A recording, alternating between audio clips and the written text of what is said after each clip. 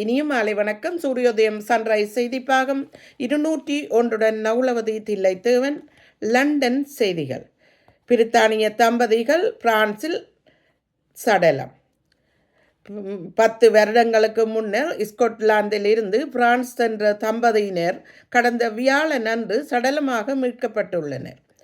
இது ஒரு கொலை என பிரெஞ்சு தொலைக்காட்சி தெரிவித்ததாக பிபிசி செய்தியாளர் தெரிவிக்கின்றார். ஒரே வாரத்தில் லண்டனில் 1000 கைத்தொலைபேசிகள் மீட்பு. காவல்துறையினர் ஒரு வாரமாக ஒருங்கிணைந்த வேட்டையில் ஈடுபட்ட போது 230 பேரை கைது செய்யப்பட்டிருக்கிறார்கள். இது அதிகமாக வெஸ்ட்மினிஸ்டர் வெஸ்ட் பகுதியில் 40% திருட்டுக்கள் நடைபெற்றிருக்கின்றன. வைரஸ் தாக்கலினால் வைத்தியசாலையின் ஒரு பகுதி மூடப்பட்டது. அதாவது டூத்திங் பகுதியில் வைத்தியசாலையில் ஒரு பகுதி மூடப்பட்டு நோரோ வைரஸ் காரணமாக டூத்திங் சென்ட் ஜோன்சஸ் வைத்தியசாலை மூடப்பட்டது. கைத்தொலைபேசி கொள்ளையொன்றில் 16 வயது சிறுவனை தொடர்ந்து போலீசார் கண்காணித்து வந்தனர்.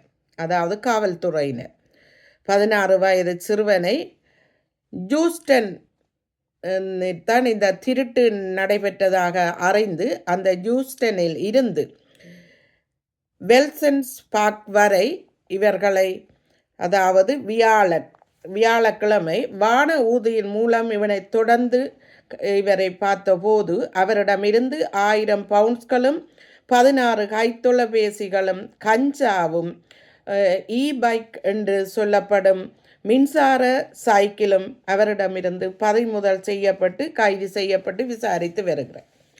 NHSின் கண்புரை அறுவை சிகிச்சையின் 75 ஆண்டு நிறைவை கொண்டாட்டம். கண் பார்வையை மீண்டெடுப்பதற்கு உதவுவதற்காக 1950ஆம் ஆண்டு சென்ட் தோமஸ் வைத்தியசாலையில் முதல் சிகிச்சை வழங்கப்பட்டதை தொடர்ந்து உலகம் முழுவதிலும் 1 பில்லியன் கண்புரை அறுவை சிகிச்சை நடைபெற்றதாக பிபிசி செய்தியாளர் தெரிவிக்கின்றார்.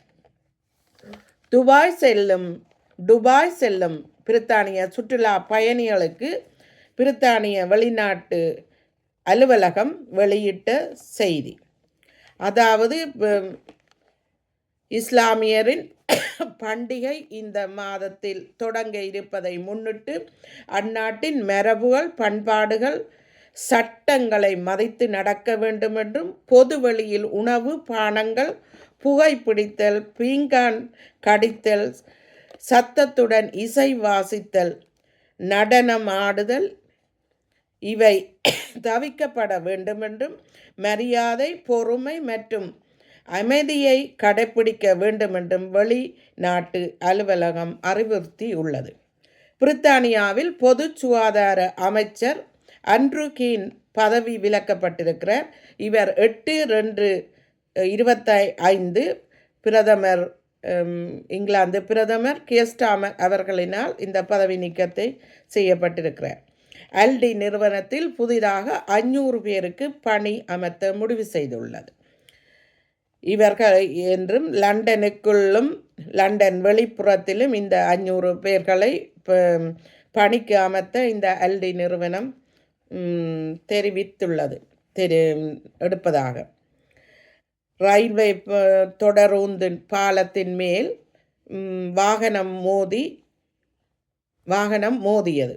இது மான்செஸ்டர் பகுதியில் இடையில் நடந்துள்ள இந்த விபத்தாகும். இவர் மது போதையில் இருந்ததினால் பாலத்தில் மோதிய வாகனம் கீழே தண்டவாளத்தில் விழுந்தது.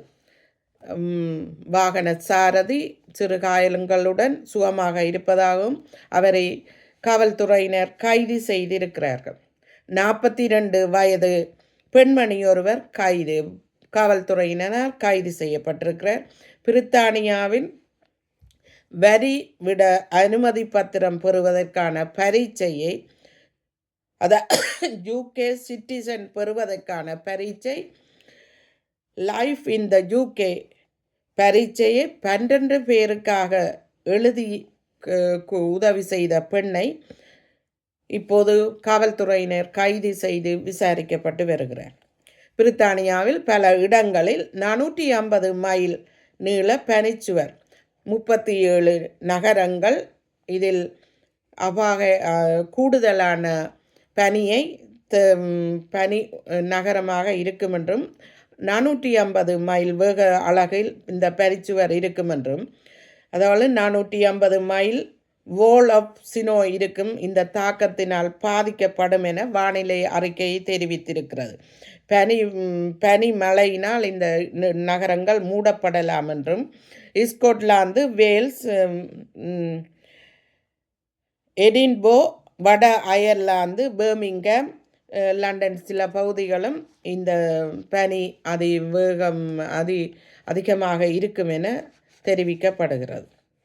இங்கிலாந்து மற்றும் வேல்ஸ் பகுதிகளில் ஒரு மாடி குடியிருப்பின் சராசரி மாத கட்டணம் 2300 பவுண்ட்ஸ்கள் ஆகும்.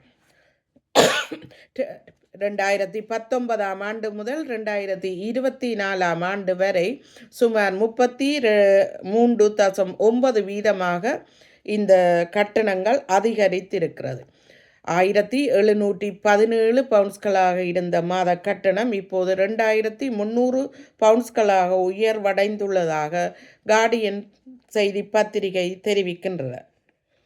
இங்கிலாந்தில் குடியுரிமை இல்லாமல், அதாவது வதிவிட உரிமை இல்லாமல் வேலை பணிபுரிந்தோர்க்கும் வீடுகளில் வசிப்போருமாக இந்த தை மாதத்தில் 73% அதிகரிப்பு இருக்கிறது. இதில் 828 பேர் கைது செய்யப்பட்டனர். இதில் 609 பேர் கைது செய்யப்பட்டிருக்கிறார்கள். டிடில் உறுப்பினர்களுக்கு ஒரு சம்பள அதிகரிப்பு. டிடில் நிறுவனம் 900 நிறுவனங்கள் இங்கிலாந்தில் இருக்கிறது. இதில் பணிபுரிவோருக்கு சம்பள உயர்வு பங்குனி மாதத்திலிருந்து வழங்கப்படும். நன்றி, வணக்கம்.